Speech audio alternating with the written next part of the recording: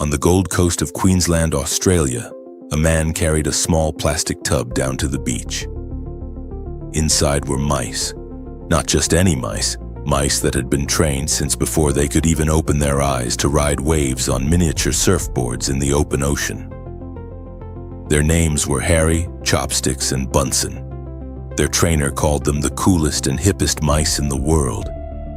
And he had a point, because these animals could do something almost no creature their size had ever done deliberately.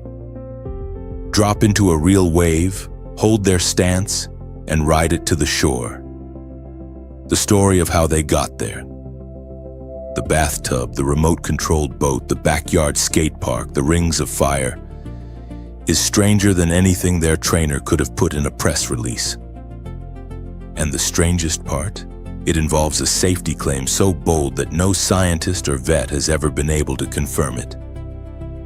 The Gold Coast sits at the southern end of Queensland, a stretch of coastline famous for long sandy beaches and some of the most consistent surf in the southern hemisphere. For most people, it is a place to swim, to tan, to ride waves on a board roughly the length of a car door. For Shane Willmott, it was also the perfect laboratory for one of the more unusual ideas in the history of animal training. Willmott was not a marine biologist.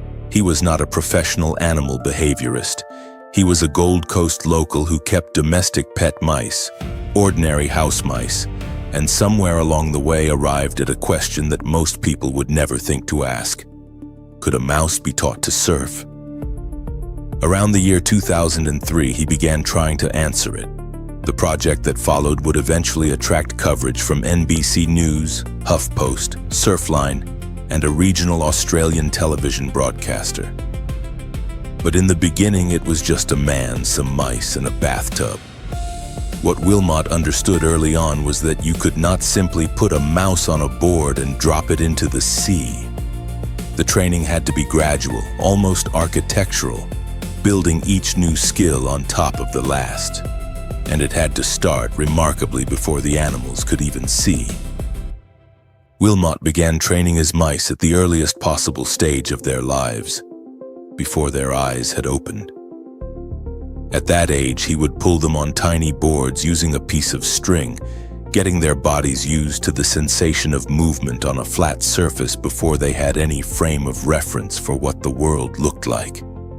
It sounds almost absurdly early, but the logic holds up if you consider what he was trying to build. Not a trick, but an instinct.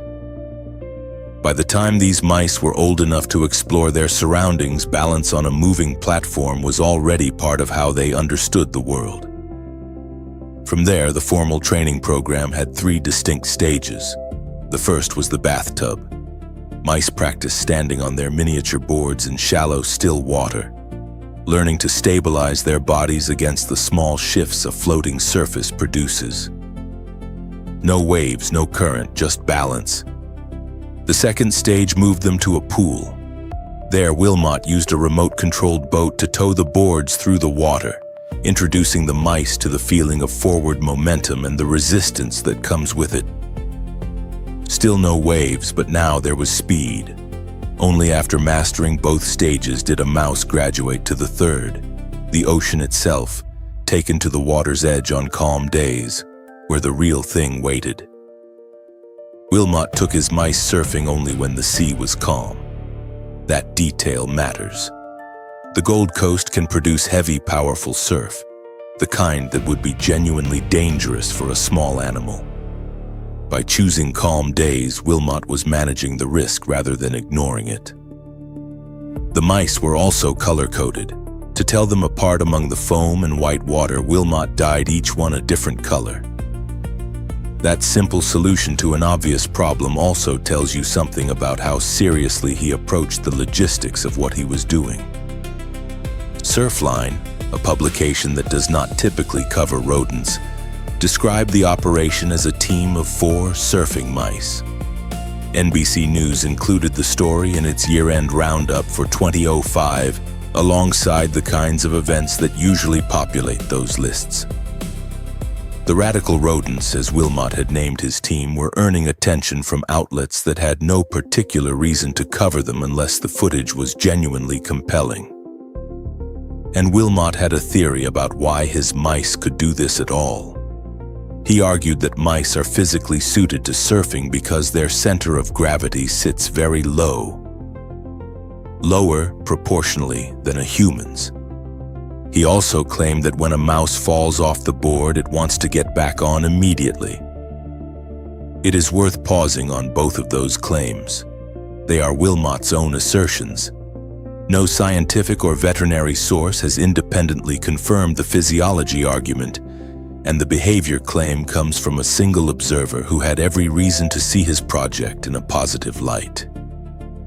In an interview with the Courier-Mail, later cited by HuffPost, Shane Willmott made a striking statement.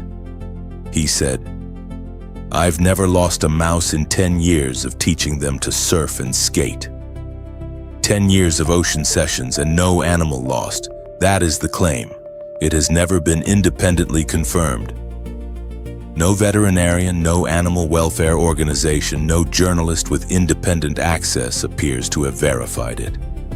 What we have is a personal statement from the man who built the program and named the team and had, by every measure, a strong interest in presenting the story favorably. That does not mean the claim is false. It means it is unverified. And there is a difference worth respecting. What can be said is that Willmott built precautions into the process. Calm seas, stage training, color-coded mice so none could vanish unnoticed into the water. These are not the choices of someone treating the animals carelessly. They suggest a trainer who was, at minimum, thinking about the risks. Whether those precautions were sufficient, whether the activity caused stress the mice could not express in any way Willmott could measure, those questions remain open. The safety record stands as a claim, not a fact. And in a story this unusual, that distinction is the most honest thing that can be said. Surfing turned out to be only the beginning. As the years passed, Willmott expanded what the radical rodents could do. The mice were trained to ride skateboards, and for this he built a mouse-sized skate park in his own backyard on the Gold Coast. Not a ramp, a park, with obstacles scaled to animals that weigh roughly as much as a 2-pound coin. The team also learned to perform jumps and eventually to leap through rings of fire. There was also a seasonal logic to the whole enterprise. Willmott's mice surfed in summer when the ocean was warm and the swells were manageable. In winter, they switched to skateboarding. The skate park became the off-season training facility. This seasonal rotation is a detail that rarely appears in the headlines about the project, but it reveals something important about how Willmott ran it. The radical rodents were not a stunt. They were, by his own design, a year-round program. Animals continuously trained, continuously active, cycling between disciplines as the Australian seasons turned. Media coverage followed the same arc.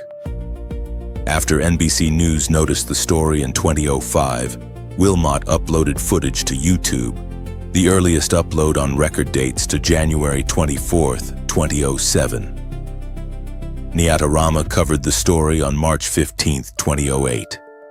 HuffPost ran a feature in 2013. NBN News, a regional Australian broadcaster, returned to the story as recently as January 2021. The radical rodents had somehow stayed newsworthy for the better part of 2 decades. Stories about unusual animals surface constantly. Most of them vanish within a week. The radical rodents did not. NBC News in 2005, YouTube in 2007, Niatarama in 2008, HuffPost in 2013, Australian television in 2021. That is a span of roughly 16 years of intermittent but genuine media attention. The reason is probably not complexity. The concept of a surfing mouse is immediately legible. You do not need an explanation. You need footage. And Willmott had footage. The YouTube channel, which described the team as the coolest and hippest mice in the world, gave the story a permanent home. Every new wave of coverage could link back to the same visual evidence: the mice on the boards, the color-coded fur, the tiny wipeouts, and the return to the water. There is also something about the Gold Coast specifically that made the story feel coherent rather than absurd. This is a place where surf culture is genuinely serious, where the ocean is not a backdrop, but a defining feature of daily life. A local teaching his mice to surf fit the place in a strange way. It felt like it came from somewhere real. What Willmott built over those years was not a viral moment. It was a project with a location, a method, a roster of named animals, and a safety philosophy he was willing to put on record. That combination, detail, commitment, accountability, is what turned a novelty into a story worth telling more than once. At the start, the promise was that the strangest part came last. Here it is. The strangest part is not that mice can be trained to surf. Animals can be trained to do extraordinary things when the process is patient and the trainer is consistent. The staged approach, bathtub, then pool, then ocean, is unusual in its subject but not in its logic. The strangest part is the safety claim. I've never lost a mouse in 10 years. It is the kind of statement that should be easy to dismiss, and yet, given the precautions, the color-coded fur, the calm sea policy, the gradual training, it is also the kind of statement that is genuinely hard to disprove. No one has. It sits in the record, unverified but unchallenged. Shane Willmott set out around 2003 to answer a question no one else had thought to ask. The answer, documented across 16 years of media coverage and still accessible on YouTube, is that yes, under the right conditions with enough patience in the right place, a mouse can surf. Harry, Chopsticks, and Bunsen did it. A team of 4 on the Gold Coast did it. And if you find that hard to believe, the footage is still there.